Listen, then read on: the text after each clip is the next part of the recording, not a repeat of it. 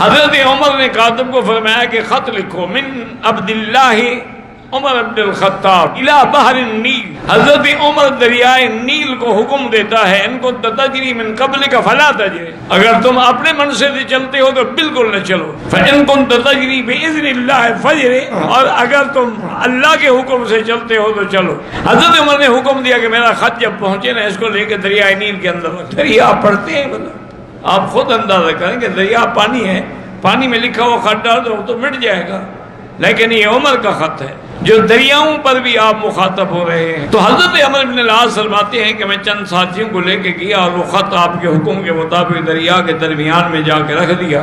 एक रात में 16 गज पानी चढ़ गया। इतना पानी कभी जिंदगी में नील में नहीं आया था। और अल्लाह की शान है कि हजरत उमर के उस खत के बाद से लेकर आज तक फिर नील बंद नहीं हुआ।